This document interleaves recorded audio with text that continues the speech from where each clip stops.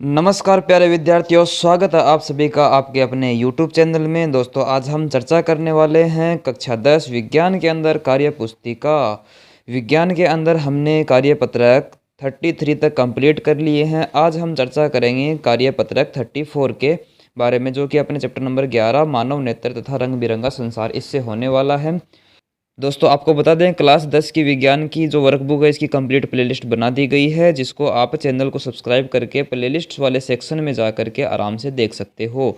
आइए देखते हैं क्वेश्चन नंबर 1। देखो, सबसे पहला प्रश्न यहाँ पर दिया गया है, नेत्र की समंजन क्षमता किसे कहते हैं? समंजन क्षमता, देखो नाम से ही पता चल रहा है, समंजित करने की क्षमता।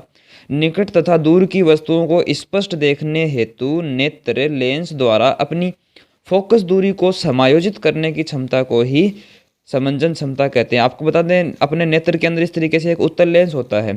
कभी ये बहुत पतला हो जाता है और कभी ये इस तरीके से मोटा हो जाता है, ठीक है। तो इसलिए ये अलग अलग आकृति में समायोजित होता है और इसी क्षमता को समंजन क्षमता कहते हैं। प्रश्न नंबर 2 है, एक वृद्ध व्यक्ति का नेत्र लेंस दूधिया तथा धुंधला हो गया है, उसे कौन से नेत्र रोग की संभावना है? मतलब उसको कौन सा रोग हो गया है? तो इस रोग को हम मोतियाबिंद रोग कहते हैं। नेक्स्ट हम बात करें क्वेश्चन नंबर 3 की। इसमें बोला गया है कि मैं निकट की वस्तु को स्पष्ट देख सकता हूँ। क्वेश्चन बोल रहा है कि मैं निकट की वस्तुओं को स्पष्ट देख सकता हूँ, परंतु दूर की वस्तुओं को नहीं देख सकता। तो जहाँ की वस्तुओं को आप देख सकते हो ना, निकट की को, तो वही निकट दृष्टि दोष आपको। और निकट दृष्टि दोष के लिए हमेशा अवतल लेंस का प्रयोग करते हैं। तो ये पूछ रहा मुझे कौन से लेंस का चश्मा लगाना चाहिए? तो अवतल लेंस का चश्मा लगेगा तुमको, क्योंकि भैया निकट दृष्टि दोष है। प्रश्न नंबर 4 बोल रहा है कि प्रकाश स्पेक्ट्रम में निहित 7 रंगों के नाम लिखो।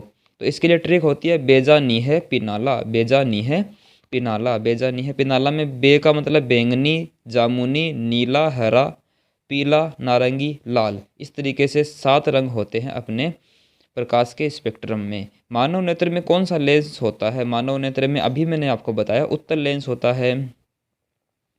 प्रश्न नंबर 6 की अगर हम बात करें, नेत्र के प्रमुख दोषों के नाम लिखिए, उक्त दोष युक्त नेत्र का किरण चित्र भी बनाइए। देखो, किरण चित्र हम 2 का ही बना पाएंगे, जरा दृष्टि दोष में धुंधला हो जाता है, उसका हम चित्र नहीं बनाएंगे, सॉरी। देखो, इसके अंदर हम किरण चित्र 2 का ही बनाएंगे। जरा दृष्टि दोष के बारे में मैं आपको बताऊंगा, आगे ध्यान से सुनना उसके बारे में। तो दोष कौन से हो सकते हैं? निकट दृष्टि दोष हो सकते हैं। और निकट दृष्टि दोष के अंदर क्या होता है, निकट की वस्तुएं तो दिखती है, लेकिन दूर से आने वाला प्रकाश जब इस लेंस से गुजरता है तो अपने रेटिना से पहले ही चित्र बन जाता है, रेटिना से पहले ही इमेज बन जाती है, इसलिए हम उसको देख नहीं पाते। ये तो निकट दृष्टि दोष का किरण चित्र हो गया। दूर दृष्टि दोष का किरण चित्र आपको यहाँ पर दिख रहा होगा।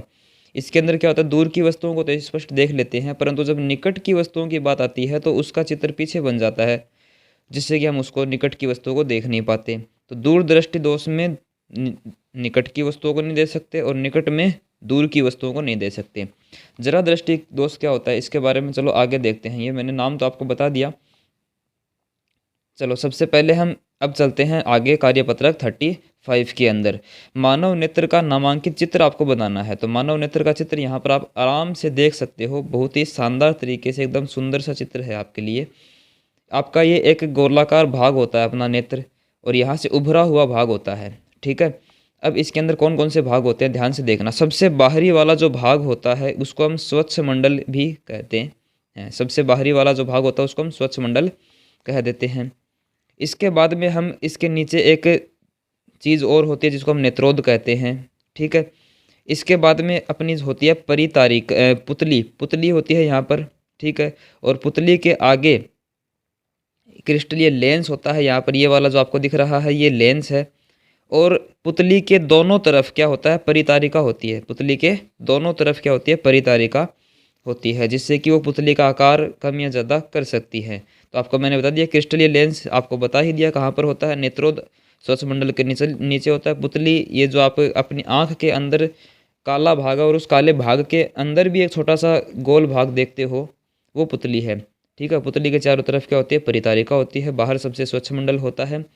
अब यहाँ पर लेंस का आकार कम या ज़्यादा करने के लिए हमारे पास में पेशियाँ होती हैं, जिसको हम पक्षमापी पेशियाँ कहते हैं। लेंस के दोनों ही तरफ लगी होती है पक्षमापी पेशियाँ जो लेंस के आकार को बदलती हैं।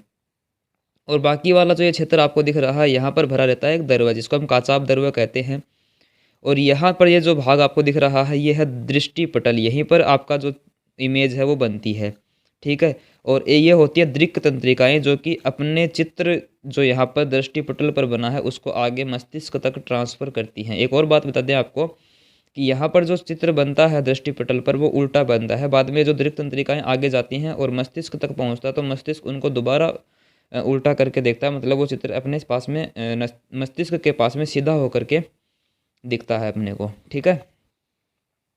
मानव नेत्र तथा रंग बिरंगा शीर्षांश के अंदर कार्यपत्रक 35 के अंदर पहला क्वेश्चन हमने देख लिया है, मानव नेत्र का नामांकित चित्र। प्रश्न नंबर 2 है, मोतियाबिंद से आप क्या समझते? व्यक्ति की आयु जब बढ़ने लगती है तो वह आयु बढ़ने के साथ साथ लेंस की पारदर्शिता एवं लचीलापन जो है वो कम होने लगता है।